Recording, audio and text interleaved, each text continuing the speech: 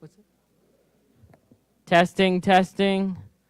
If anybody has a cell phone, if you could please silence your phones. We want to avoid any disturbances during the press conference. And then just one more reminder, towards the end, if the governor takes questions, that part is for the media only, so please refrain from standing up, shouting out any questions, or raising your hand. We will get started soon. Media, if you can give me one more thumbs up. Testing, testing, 1, 2. Testing, testing, 1, 2. Perfect. Thank you guys so much.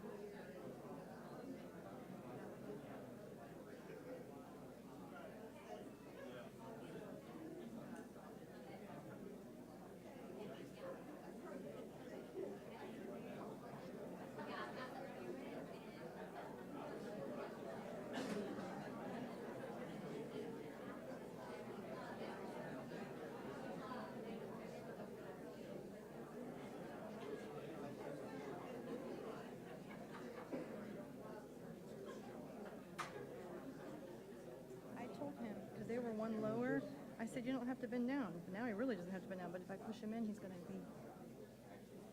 I don't want him getting pissed off at me. Yeah, but no, Should I put him down one more wrong? yes. Okay, I can do that.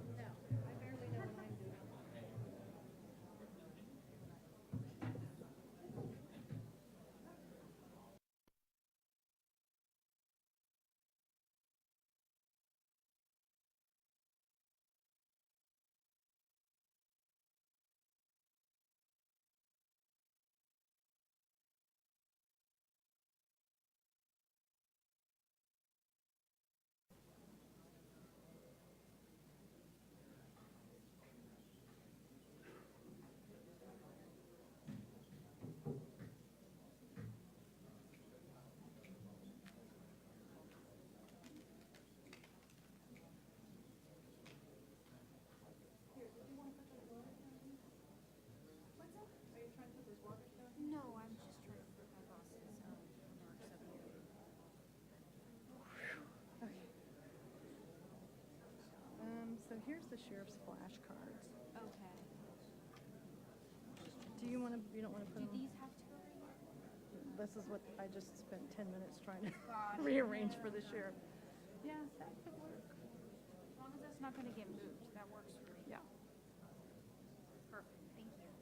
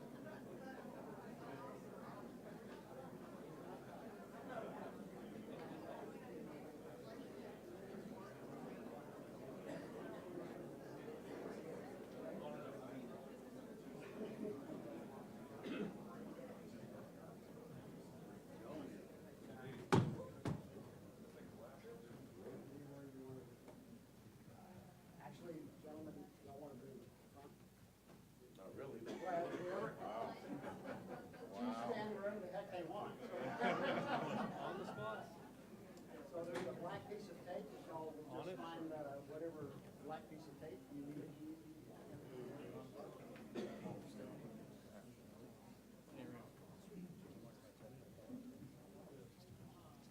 We will just be a few more minutes, folks. Thanks for your patience.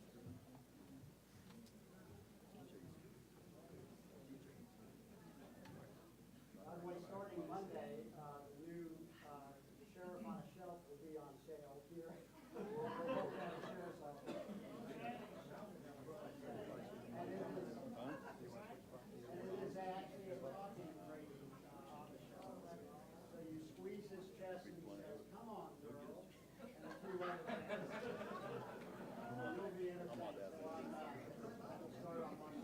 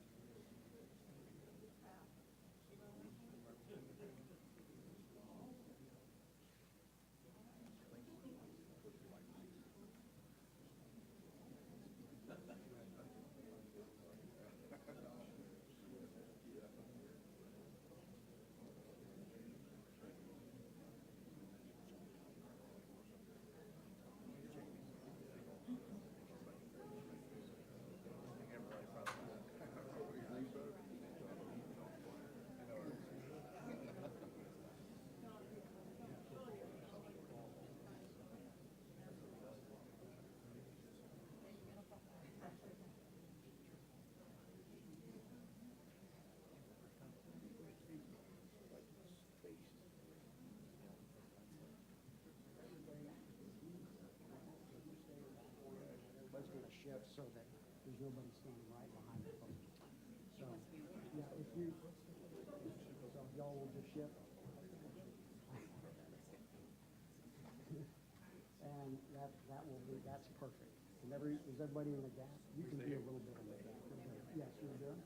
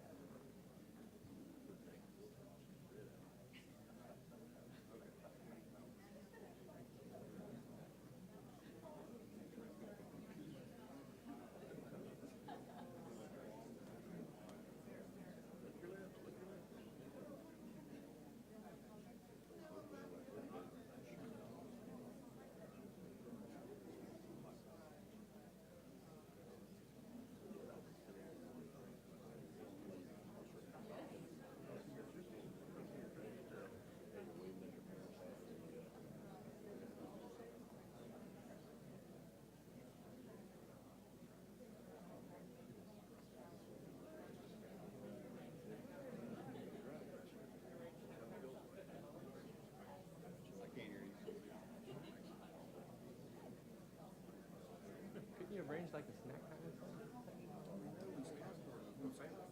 Like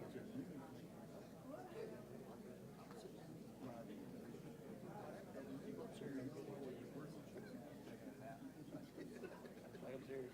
She's like half of my lunch. I don't know.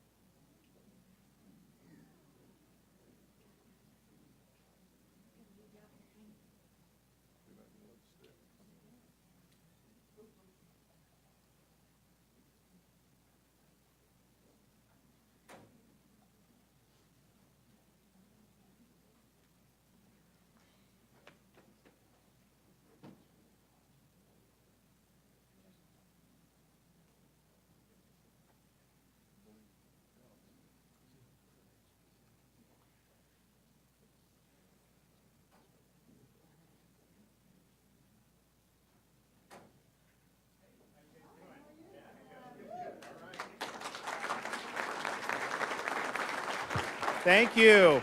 It's great to be back in Polk County. Still growing county, I'll tell you that. It's unbelievable. I want to thank everyone for being here. Thanks for the Sheriff's Department for hosting us. Thanks, of course, we're joined by the Sheriff here, Grady Judd. We're also joined by our Attorney General, Ashley Moody. We have two of our state attorneys from the central part of the state, Andrew Bane from the 9th Judicial Circuit and Susie Lopez from the 13th Judicial Circuit. That's Orlando and Kissimmee, and then Tampa for Susie. And then we've got Sheriff Wayne Ivey from Brevard County, Sheriff Chris Nacco from Pasco, Hardy County Sheriff Vent Crawford, and then Paul Blackman from Highlands County, the sheriff there. I want to thank all the sheriffs that are with us here today and throughout the state for the great work they have done. The reason why Florida is a law and order state is because they are there every day working hard with their deputies. We also have FDLE Commissioner Mark Glass, Florida Department of Highway Safety and Motor Vehicles Executive Director Dave Kerner, Senator Colleen Burton from right here in Polk County, and then representing Sheriff Chad Cronister from Hillsborough is Joseph Marr. He's the Chief Deputy, and I want to thank what they have done. So there's a lot of things that we have constantly beat the drum about, and we're going to talk about the law and order and some of the success that we've been having recently. But first, let me just say, I want to offer my congratulations to Lake Mary Little League for winning the Little League World Series.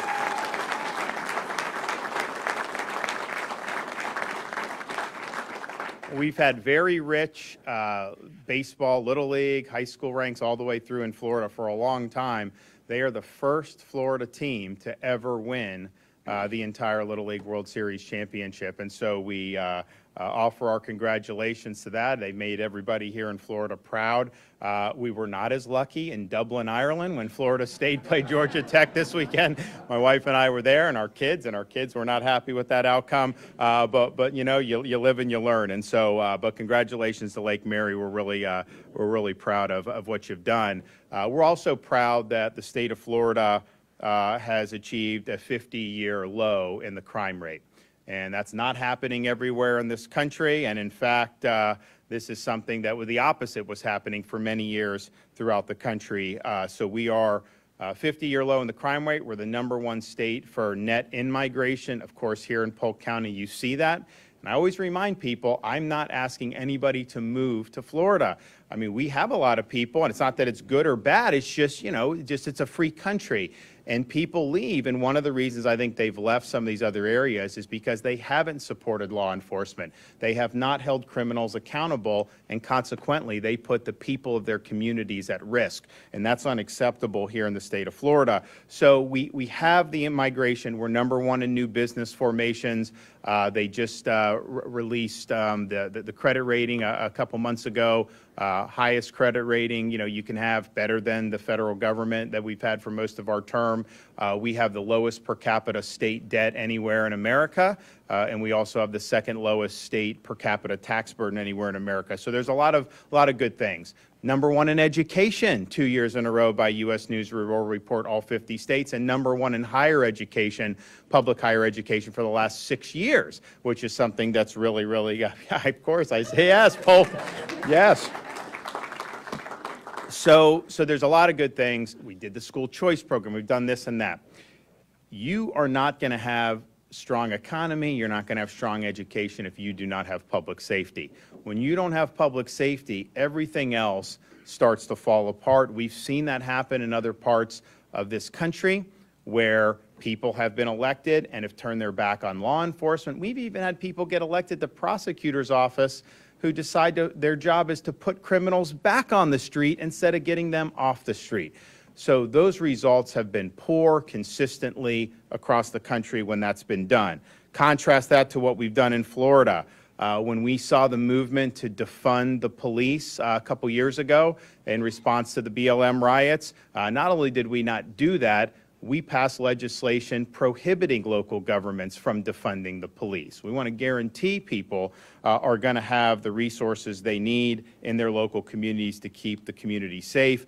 We also increased penalties for people that riot and loot and engage in mob violence. Most of these other places around the country at that time, they were giving these people a slap on the wrist. Well, what do you think is going to happen? They're going to do it again. We have also made sure that the people that wear the uniform know that they have the support of the state of Florida. For 3 years in a row, we did $1,000 bonuses to every single sworn law enforcement officer and firefighter and first responder in the entire state of Florida. And that's a lot of people. I mean, this isn't just bonuses for a few hundred people. So we were proud to be able to do that. We also established a law enforcement recruitment bonus program, $5,000 for new recruits. And so you have people that want to come from Minnesota, let's say, because they're not supported. They can come to Polk County, and Grady can give them a $5,000 signing bonus for signing up to be here at the Polk County Sheriff's Office. And we've seen that happen all throughout the state. And it's not just for people coming from other states. You have young people that decide to go into law enforcement. If they make that plunge, then they can get the $5,000 signing bonus as well. So we're proud that the legislature has continued to re-up that. It's really meaningful. We've also increased penalties for drug dealers by increasing the mandatory minimum sentence for trafficking deadly fentanyl. We've also recognized that this problem has been exacerbated by the open border that we've seen over these last 3.5 years. Every state has now become a border state. We have sent Florida resources to help Texas stem the flow because it does impact our communities. The drugs don't just stay on the southern border. They come all across the fruited plain. And perhaps most significantly, we have made clear that people that are charged with enforcing the law in the prosecutor's office must abide by the law. They do not have the right to pick and choose which laws they are going to enforce, and they do not have the right to grant criminals a get-out-of-jail-free card. If you look at the problems around this country, there's a lot of bad policies that have gone into it, but every time these prosecutors have gotten in and decided they're not going to prosecute, you've seen people get hurt. You've seen criminals rule the roost, and you've seen society decay. So we're proud to have our priorities straight here in the state of Florida. You see that in the expectation of safe communities all up and down the state. Now, some of the things that we've done more recently, we're starting to see that those bear fruit as well. So one of the biggest problems that we deal with as a state and in every community is the fentanyl epidemic. And there's a lot of different ways you deal with it. We've worked hard on education, particularly in the schools, to let students know, you take some drug off the street. If that has fentanyl laced into it, that could be all she wrote. This is very, very deadly. We've also enacted a program called the CORE Network, Coordinated Opioid Response Network, that tries to help people who are addicted to opioids and get them on a pathway where they can actually live and be productive members of society. And as a result, we've actually had a decrease in overdose, which very few states are having. But as important as that is, the education, trying to push down on the demand, helping with the treatment, you have to hold people accountable who are trafficking in this poison. And so last year in 2023, I approved $20 million in funding for Florida's State Assistance for Fentanyl Eradication Program administered through FDLE. We call it the SAFE program. The SAFE grant makes it possible for local agencies to conduct large-scale drug trafficking investigations, shutting down complex organizations across the state. It provides money for local law enforcement agencies to be used in these fentanyl trafficking investigations for training as well as for investigative supplies. And so how have law enforcement agencies across the state responded? They've made a big impact. January of this year, here in Polk County, the Sheriff's Office utilized SAFE to arrest 11 suspects trafficking in fentanyl and cocaine, and they seized 8 pounds of fentanyl.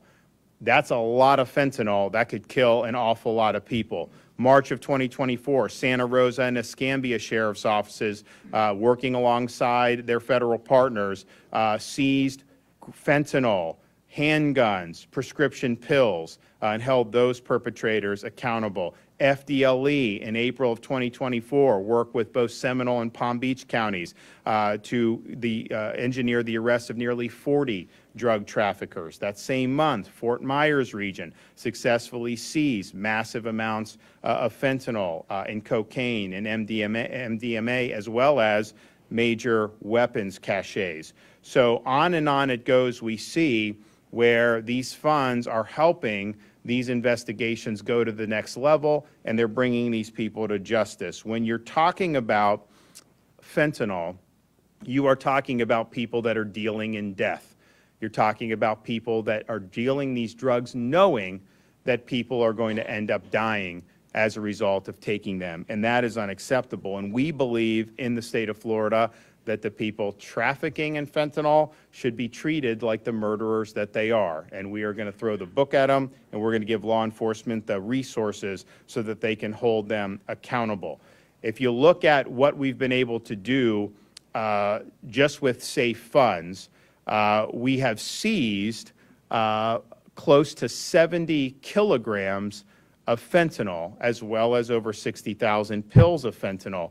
That is enough fentanyl to kill 33 million people. The state of Florida has 23 million people. So that is an awful lot of hazardous substances that our law enforcement has been able to interdict. And I can tell you that if it weren't for those funds and some of the success, that you would have had more people die from fentanyl overdose. There's just no question about it. Now, because this grant has been successful, I have approved an additional $8.5 million in this year's budget to continue its operation for a second year. We're going to do all we can to protect the people of Florida, but particularly young people, our kids, our grandkids, from the scourge of the fentanyl epidemic. And you don't have to look very far and wide in our society today to find a parent who has lost a son or daughter because of fentanyl overdose. It is ravaging communities all across the country. Now, why is this happening to the extent it is? Well, there's a lot of factors, but this border issue has been a huge source of the drugs that are coming across there. And, sometimes the media will say, well, some of the drugs are coming through the port of entry. They're not coming illegally. Like, first of all, when you have chaos at the border, you're not going to be able to do the port of entry as efficient as you would if you had what you want is a secure border where then you can focus all your resources on the points of entry. But that's not what we have now. We have chaos and we have lawlessness. So of all the states in the country, Florida has worked hard to fight back against illegal immigration and against the border crisis. We've done things to ensure a legal workforce, like doing e-verify requirements so that legal people can work, but that we're not having illegals come in and work. We've also required hospitals to collect and report health care costs for people that are here illegally. And what that's done is that's caused the amount of money that is spent. Because, if someone comes to the emergency room, you have to treat them. A lot of this is Medicaid money.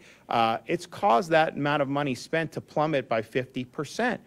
Because we're being serious about making sure that the services are there for people that actually have a right to be in this state and to be in our communities. And so we've really helped curb the drain on medical resources by being very strong about this. And then, of course, my first year as governor, we banned sanctuary cities in the state of Florida. Now, at that time, we were worried about a sanctuary city defying federal law under the Trump administration. Now, you have the federal government that's turned the whole country into a sanctuary country, and they don't enforce the law, so it's a little bit different, but we were right to ban sanctuary cities, and we will never allow Florida to become a sanctuary state. We have strengthened penalties for people that come here illegally and commit crimes. We've also made sure we don't issue ID cards, driver's licenses to people here illegally. We don't allow counties or municipalities to do it, and we don't allow private organizations to do it, because that's what they started doing. They'd have some group just issue these ID cards for people here illegally. We don't do that. We don't recognize any of that, and we don't recognize ID cards, driver's licenses for illegal aliens from places like California, which they print those like hotcakes. They give them benefits. They do all this stuff. That's not the way it works here in the state of Florida. So we're proud of taking those actions. I think it's been meaningful overall. There's a whole host of issues that take place when you talk about illegal immigration in addition to just the fentanyl. But I've met with angel moms who've lost sons or daughters to illegal alien crime. And the media will sometimes say, oh, well, they're not committing a lot of crimes. First of all, I don't think that that's true. But even if whatever number it is, every crime perpetrated against somebody here in Florida or in the United States by somebody here illegally is by definition a preventable crime. Because if you had just enforced the law and had secure of your own sovereignty, that crime would never have happened. So it is important, and we're leaning in on that. I also want to recognize the two state attorneys that we have here today. This stuff can go sideways very quickly. And in Hillsborough County, it's a major growing part of our state, the Tampa area. Susie Lopez, she had served as the assistant state attorney for 15 years. She is working tremendously with law enforcement in that county. They are keeping people safe, and they are holding criminals accountable. If you look at Orlando, we had a situation where people are reporting to me what was happening under Andrew Bane's predecessor. You had people that were just routinely let out back on the streets who were very, very dangerous. You had a fella in March of 2023, Dayton Viel. He was arrested for sexual battery on a minor, as well as lewd and lascivious molestation. That arrest was made while he was already on probation for another offense, and yet he was let out on bond and thereafter shot two Orlando police officers. November of 2022, 17-year-old Lorenzo Larry shot and killed his pregnant girlfriend. Larry had previously been arrested in May of 2022 on several charges, including carrying a concealed firearm, possession of a firearm on school property, and criminal possession of a firearm by a minor, but he was released after all of those arrests. And then in October 22, minor was arrested on first-degree murder charges with the firearm. That shooting was captured on video. 1 month later, State Attorney Bane's predecessor inexplicably filed a petition to reduce the charge to mere firearm possession, and that individual was placed on probation. So these decisions have really significant consequences. State Attorney Bane has reversed that disposition and is holding criminals accountable. And that is what we expect for people who are involved in law enforcement. Don't turn criminals back on the street. Don't let the inmates run the asylum. You need to care more about protecting the general public and innocent people than you do about coddling the criminals who are causing so much problem in the first place. So thank you for doing that. If you look around the country, Los Angeles, they have one of these progressive prosecutors.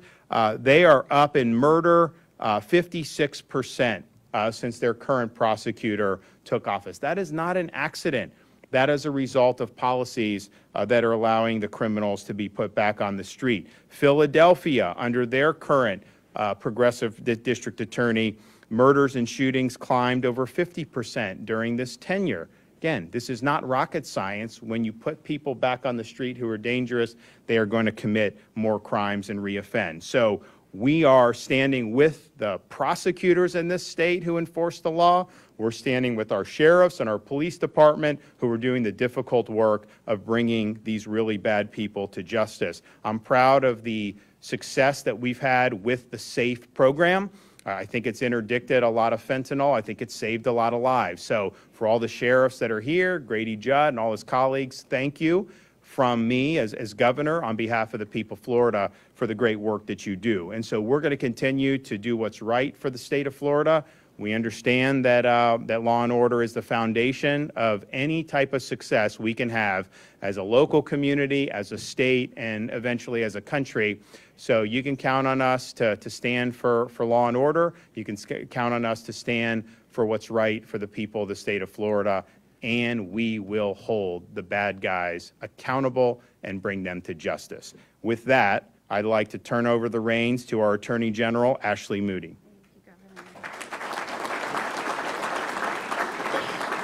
Thank you so much. And the governor rattled off some amazing statistics in terms of our crime rates here in Florida as compared to the rest of the nation.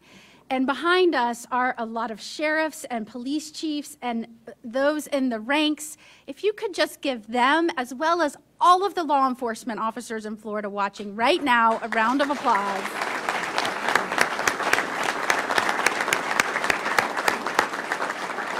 They wake up every day not knowing how that shift will end. And for those of us that sign up to be representatives of the people and do these jobs, we don't do that every day. And that deserves the respect and admiration of all Florida. And so thank you for helping us do that. You know, you heard the governor talk about Florida and how different we are from other states and what we're seeing as a result of that. You know, we lead in net migration. Businesses are being created here at record rates. We're breaking tourism records. And you heard him say that's not by accident. It is not by accident. It is because of accomplishment. And that accomplishment is based on good policy decisions, but it doesn't stop there. Because you can have folks like us stand up here all day long and talk about good policy, which is what we see a lot around this nation, even in the States sometimes. It's about policies and the hard work of implementing those policies, because policies without implementation are nothing. And the same holds true for enforcement of our laws. We can have the best laws on the books. In fact, since this governor got in office and our great legislative leaders, with the help of our law enforcement officials, we've strengthened our retail theft laws. We've tightened up our bond and bail laws to make sure repeat and violent offenders aren't on the streets. We've given more resources to law enforcement. We've done law after law to make sure we are proactive on some of the national trends as it relates to crime. We don't sit back and wait for it to infiltrate Florida. We're proactive in our laws and setting up a barrier and make sure it can't come into our state. But we can enact laws, but if they're not enforced by the men and women standing here and the prosecutors that take the arrest, take the baton from law enforcement and carry it through to conviction and putting criminals behind bars, if any part of that process breaks down, that is where you see a weakening of your civil society. That is where you see chaos in the streets. That is where you see protests allowed to go on and on and on to where students take over buildings and things start burning. And what happens when they're arrested in some parts of the country? They go into jail, they get revolved right back out, and their supporters are waiting for them to give them a round of applause. That's what happens when you have laws on the books, but you don't have law enforcement that implements them, and you don't have prosecutors that carry it through to conviction. That is not the case here in Florida. People are very tired of scam politics. You know, I do a lot with fraudulent and deceptive trade practices as the Attorney General. People are tired of politicians and government officials standing at a podium and talking about how they protect their citizenry, they protect their states, they protect their cities, and then they do nothing to follow up that professing of supporting certain policies with implementing them to protect their people. You can look no other than Gavin Newsom, who was bewildered one time when people were fleeing with merchandise out of the store, and he said, I don't understand. We have the toughest retail theft laws in the nation. Laws are nothing if they are not enforced. I am so proud of two people standing up here today, Susie Lopez, who is the current state attorney in Hillsborough County, the 13th Judicial Circuit, and Andrew Bane, who's the current state attorney in the 9th Judicial Circuit. Both were judges. Both had a job where, let's say, they were protected by the bench, so to speak. And they were willing to give that up, to step up and say, we will not live in an area, in a jurisdiction, where people profess to want to enforce the law and be the top cop and be the prosecutor, and when it comes to laws they don't agree with, they just refuse to do that. They refuse to do the job. That is not a government by the people. And so I am so proud of them for leaving the comfort of the bench. I mean, the judges that are watching would disagree. They would say it's the hardest job in the world. And I was a judge for over a decade, so I can say this. They left that job that they probably worked their entire careers to secure and achieve. It is the pinnacle when you work in the legal profession. And now they are doing the yeoman's work of making sure the people's laws are carried out and enforced. And I am so proud of them for taking that step. They don't know what their future holds, but they did this on behalf of our state, on behalf of our citizens. Because what these politicians, these scamming politicians, some of which say, I want to protect the public, and at the same time will support criminals or even bail out criminals and turn their backs on law-abiding citizens, that is not the separation of powers. That is not the people's laws being enforced. That is not how you operate a free society under a rule of law. And these people know it, and they had the courage to step up and said, put me in the game. I don't want to be a referee anymore. I want to be in the game and do the people's work and enforce their laws for them, because those folks that were in there before me weren't doing it. I am incredibly proud of their bravery. I'm incredibly proud of their efforts thus far. And let me just say about our governor and our legislative leaders.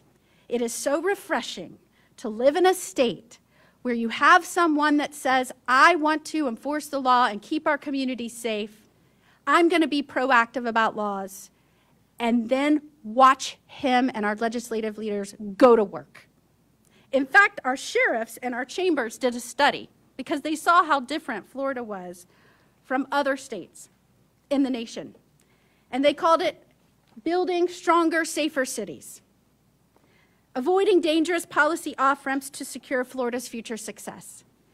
And it outlines exactly the main reasons Florida has gotten it right. We don't defund our police. We don't decriminalize crimes like drug offenses or theft offenses. We don't allow rogue, fake prosecutors to stay in office. We don't allow a revolving jailhouse door and put criminals and repeat offenders and dangerous offenders back on our streets. We hold people accountable, and as a state and as a community, like we started off doing, we support and prop up our law enforcement professionals as a whole. That's who we are, Florida. So I thank you for allowing us to be your representatives of the people and allowing us to make a stronger and safer Florida. Thank you so much. And I'll turn it over to Brady Jones.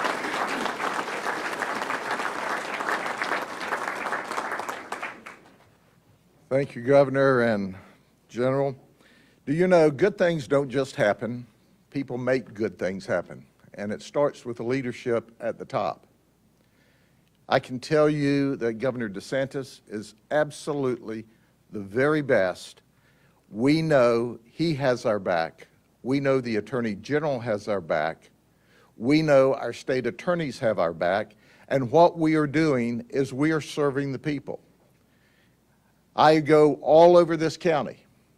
I talk to people that are Democrats, Republicans, independents, not registered, criminals, non-criminals. They all tell us the same thing. They interact with me. They want to be safe and feel safe. And it doesn't make any difference who they are. This is not a political issue, it's a right issue. Well, I want to applaud Governor DeSantis. You see, because of the safe money, we can seize fentanyl. Now, they've made this fentanyl look like oxycodone. So there are those that think, well, I'm buying oxys illegally. Well, no, absolutely you're not. You're buying fentanyl. What's interesting about that, since January of 23, the Sheriff's Office only in Polk County with our colleagues, FDLE and our different Sheriff's Office and police departments working undercover operations, just in this county has seized enough fentanyl to kill every man, woman, and child in the state of Florida. Because it not only comes in that form, but look at this. That's all the fentanyl that it takes, 2 milligrams to kill you. Over 250,000 people have died in the United States since 2018 from overdoses of fentanyl. That is shocking. It's coming to us across the border from Sinaloa, Mexico, where they put it together. I want you to think about this a minute. If any other issue had have cost 250,000 lives in the last 6 years, this nation would be outraged. Well, why aren't we outraged about children dying? It's coming across the border. The governor spoke of the border. I want to show you, this is an unsecured border. Even those that are tone deaf can see that you can come into this country without obstruction. Heck, they come in without obstruction and then turn themselves in to be processed. We call it catch and release, and then walk out the back door with a notice to appear, which they never, ever show up. But let me show you a secure border. Do you see anybody crossing this border? No. The governor of the state of Florida is there. I'm there. Sheriff Ivy's there. The Attorney General's there. Sheriff from Arizona's there. And there's a secure border. Do you know how this border got secure? This border got secure because we were standing there. Not one person crossed the border when we were there. That's how easy it can be to stop this inflow of fentanyl, this inflow of human traffickers that are indenturing young girls into being victims of human trafficking. Listen, folks, I want you to talk to a mother or a father whose child was smuggled into this country for prostitution. I want you to talk to a mother or father who lost their child from an overdose of fentanyl, who thought that, well, they were just taking an oxy, which, even though illegal, shouldn't kill you. But the reality of it is, in this state, you're safe and you feel safe because, guess what? It's important to understand that good things don't just happen. But here's how easy it is to get across the border. You don't need cross trainers. You just need border crossers. You see, you don't need technology. You don't need a major plan. All you need is these. And then you can walk across the border unobstructed. Or you can run across the border unobstructed. Or you can tiptoe across the border unobstructed. And you know what? This is all it takes to get into this country. And they're coming here by the millions to kill your children. We have a governor that says no. We have an attorney general that says no. They have stood up. They've been the leaders. They've provided us the tools. And this community has provided the strength and the support. You see, you're the government. We're only the representatives. Our promise to you is we'll continue to put bad guys in jail. Governor DeSantis, we're successful of backing these guys up when it comes to selling fentanyl because of you. God bless you. And by the way, we got to sign these. We're going to auction them off and give the money to the charity, okay? All right.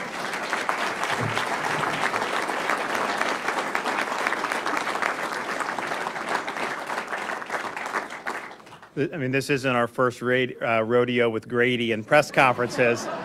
And so I always look to see what kind of props there. And I saw those shoes, and I'm like, what is he going to do with those? And sure enough, he did it. So, but I appreciate that. And just one thing, the Attorney General mentioned all the retail theft in California.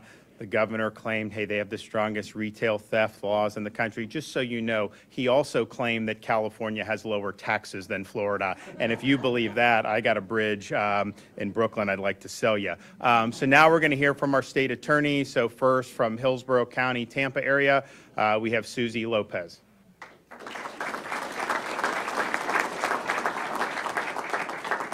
Thanks, Governor.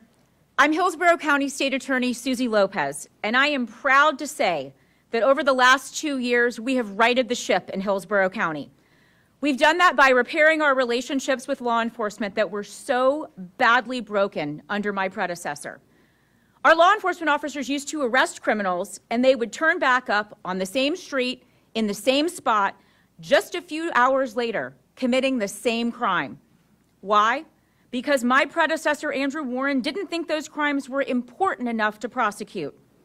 If you don't believe me, ask the men and women in uniform in Hillsborough County.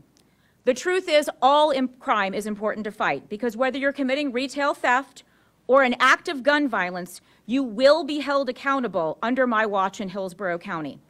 And the word has gotten out to criminals. They know there's no more Andrew Warren get-out-of-jail-free card.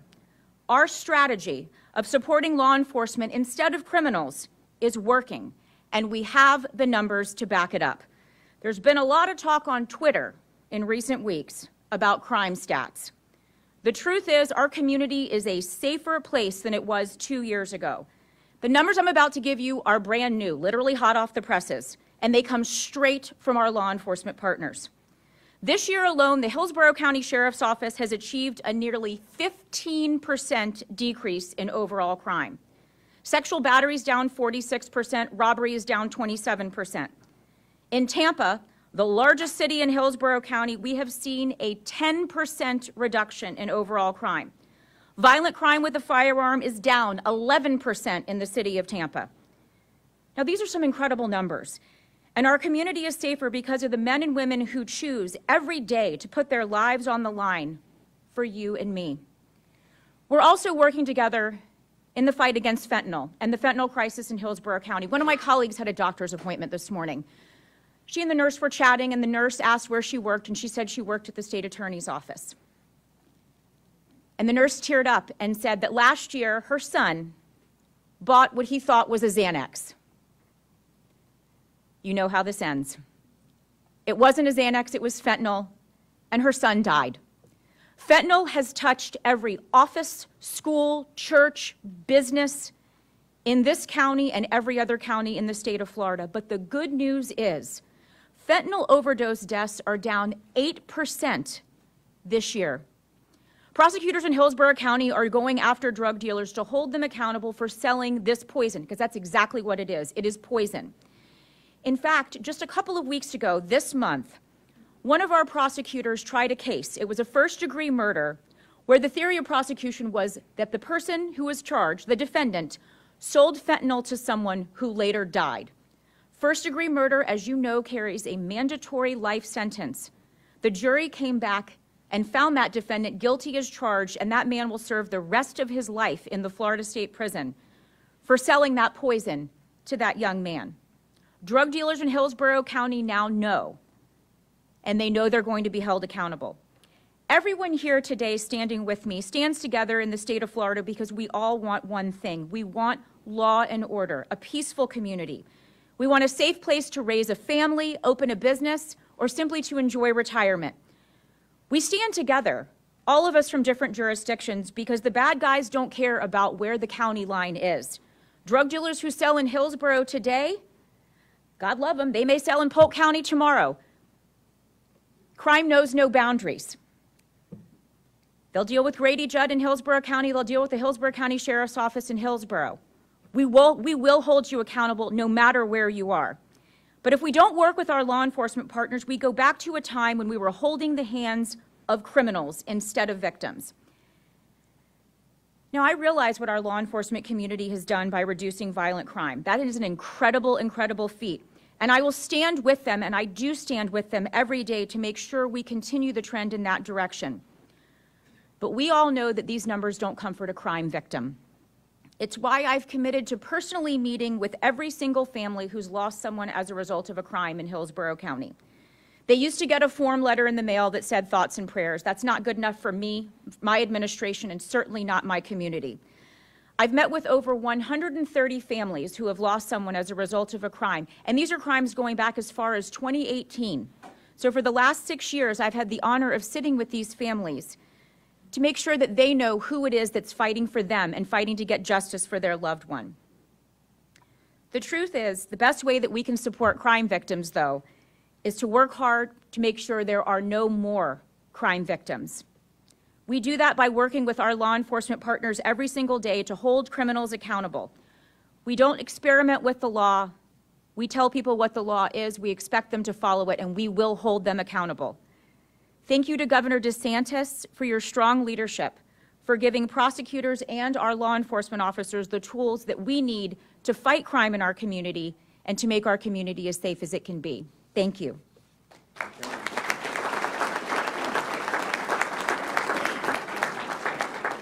Okay, State Attorney for Orange and Osceola Counties, Andrew Bane.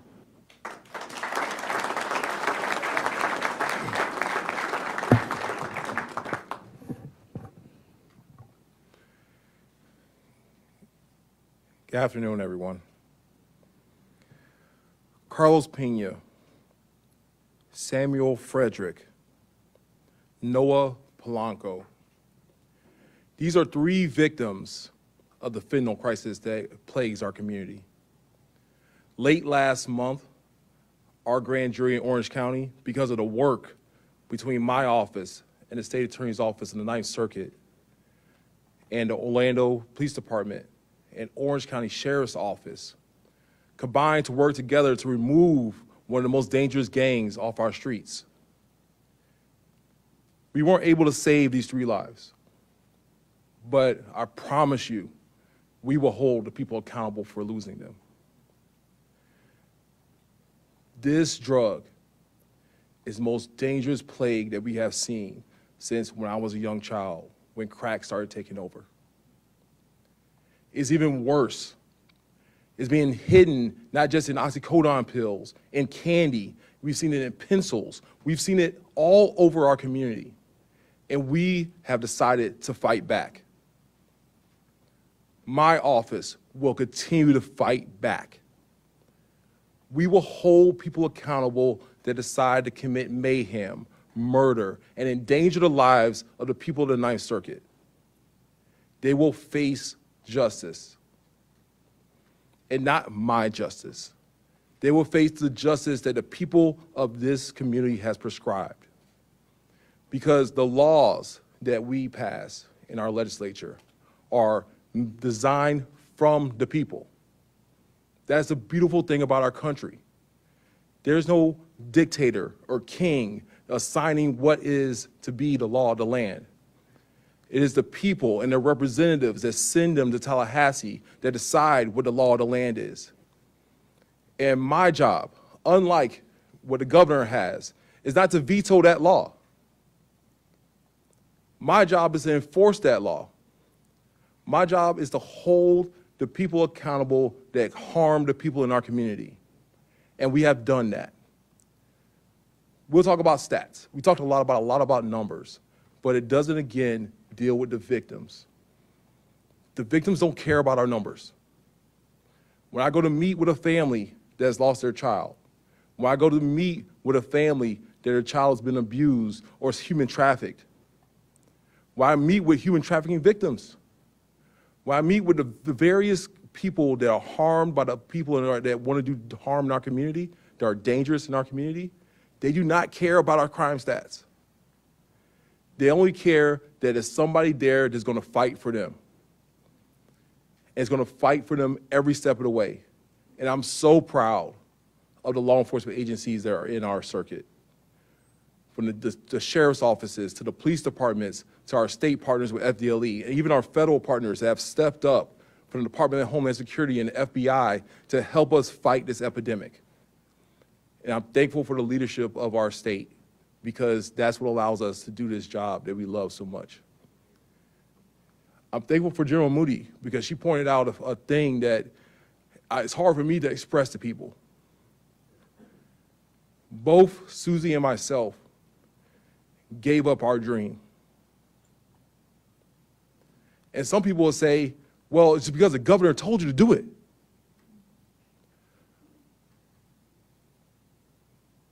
I'm a 6'4", 350-pound black man. Do you believe that the governor telling me to do something is what's going to move me to do something? I did it because what I saw on a daily basis from where I sat on that bench was horrific, was a tragedy. The continuing victimization of the people of our community was something that I could no longer stomach. And I had to do something about it. I could no longer sit there behind my comforts of my black robe and behind that bench and say, well, it's not my problem. It is everybody's problem. And I built my career before this on protecting the people around me. And I will always be the person to step up first to say, send me, I will be there for you to protect you. And we will continue to do that on a daily basis of the people in my office. And that's what I commit to doing when I tell my people that work for me, the 400 people that work for the state attorney's office that I love, I go to war for every single day, that we will be there to fight for you. And that is what is the most beautiful thing about doing this job.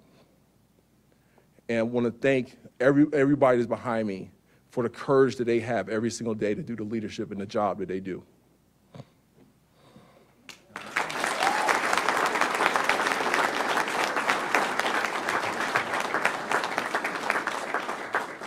And just for the record, that 6'4", 300+ pound frame may not make a huge difference as state attorney or not, but he was one back in the day a defensive lineman at the University of Miami. And so is he, you got a prediction for Saturday's game? Okay, all right. We have Miami playing at Florida this weekend in the Swamp, so it should be a good one. One final point just about, because we have these state attorneys, and you have Susie's obviously in Hillsborough County. That's the entire circuit there. Andrew Bane has Orange and Osceola. We have some state attorneys that have even more counties. Some, we have a bunch that only have one, Palm Beach, Broward, whatnot. It's not just an issue for whatever that one county is, because if you have a prosecutor in, say, Hillsborough that's releasing criminals back on the street, You don't think that's going to impact what Grady's doing in Polk County? Of course it will.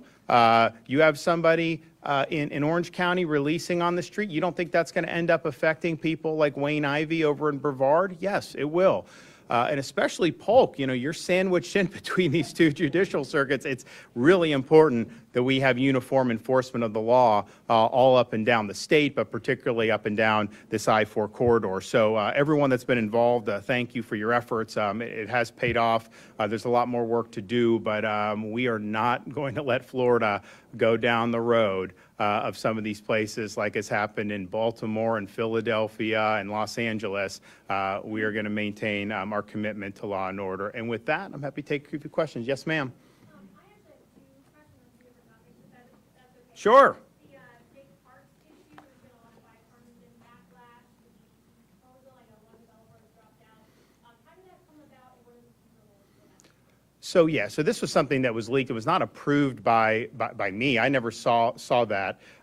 It is, they're going back to the drawing board, talk to your local communities. Here's the thing. I'd rather not spend any money on this, right? I mean, if people don't want improvements, then don't do it.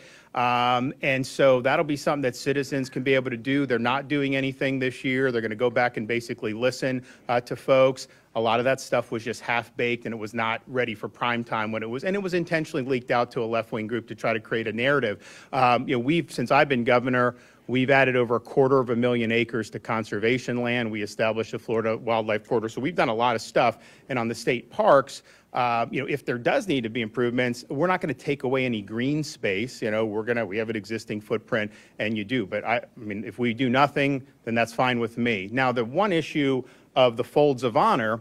So first of all, we're not getting into the golf course business in the state of Florida, but we had one charity, Folds of Honor, which uses golf to be able to raise money to support the families of fallen service members and injured service members with scholarships. And they also do that for first responders, those killed in the line of duty and those injured in the line of duty. And so they had a proposal. It wasn't approved yet. There was a lot of vetting that needed to be due to take this abandoned military base in Martin County, convert it into something that can be really nice, that would make the general public be able to afford doing it, because this stuff can be expensive, and then take the proceeds and use that to fund the scholarships for the military families and for the first responder families. But that is what they're doing. It wasn't like they were going to make a lot of money. Now, they're not in the business of courting all the controversy. So people down there, a lot of them were upset about it. Some was misrepresented as if they were going to try to take away all this unspoiled land. No, there was almost 1,000 buildings on that base back in the day. There's still some of the remnants of it. But be that as it may, they've withdrawn that proposal. That was the only thing we were interested in, just because it had the connection to the military stuff. So that's done. Now, Folds of Honor, I think they've done a lot of good work. And so it's not going to work in a state park, and it may not work anywhere in Florida where you're getting new land and kind of doing it. But what I think they could potentially do is take some of the existing courses that have been run down or abandoned, raise a bunch of money, make it something nice, and then use that to help military and first responders. We saw an example of that in West Palm Beach. So they had an old municipal course that had basically closed because it just didn't have support. It wasn't financially viable, so the city closed it. So you had a group of guys in Palm Beach area.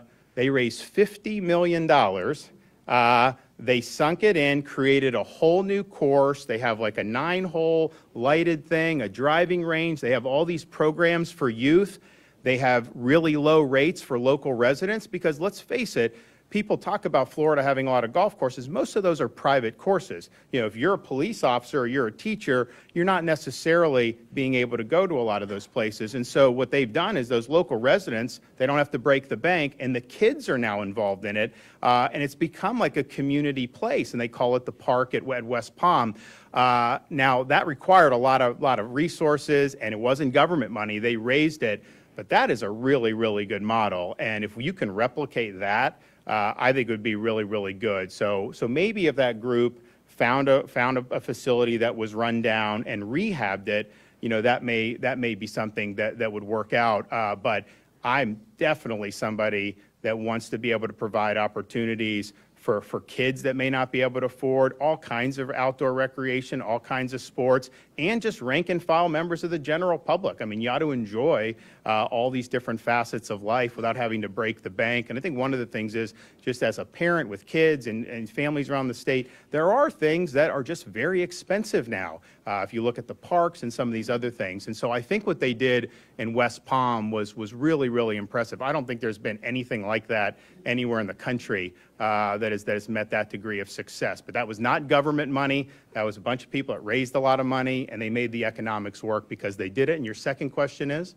Your response to a petition calling for Manatee County Supervisor of Elections Bane after one of your appointees to be removed from office after he lost his seat and then fired top staffer. So I don't know the details of that. I mean, obviously, if people lose election, then they'll have someone else come in on the heels of that. So it seems to me that the voters will take care of that one way or another. Governor, given you call this idea half-baked and not ready for prime time, are you going to do some more oversight on the office to find out how these plans are happening and how they're getting to the point?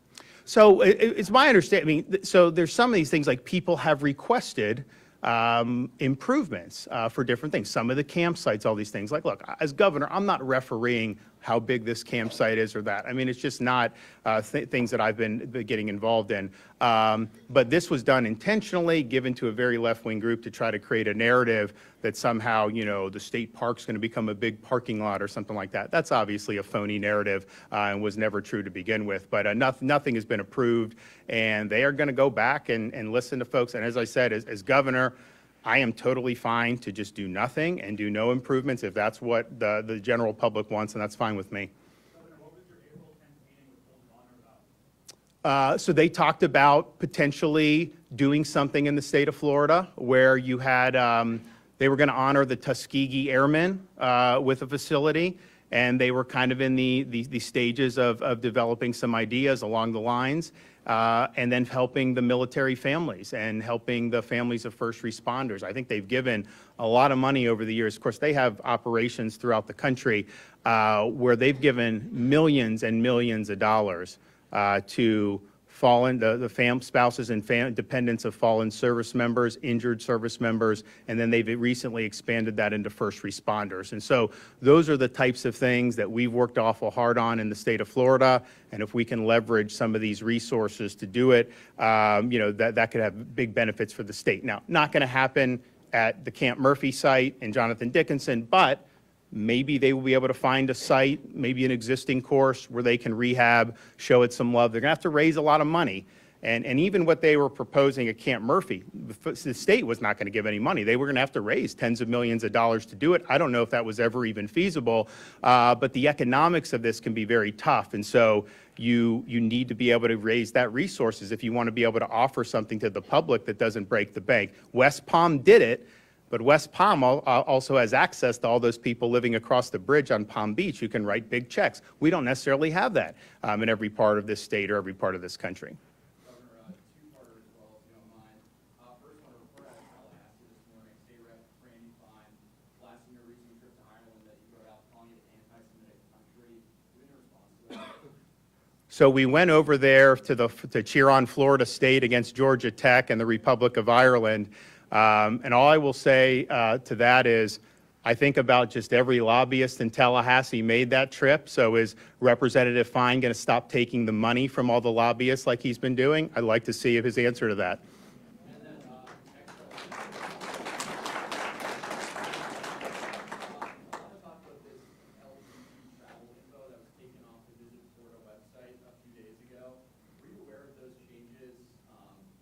I was aware after the fact. I mean, look, our view as a state is we're the best place to visit. We're open to all, but we're not going to be segregating people by these different characteristics. That's not how we've done business in any of the things that we've done, and that's just not how we're operating. So we have people from all walks of life that come. They enjoy the state of Florida, and that's, I think, the way, you know, the policy has been. So I'm not sure how any of that stuff started or this.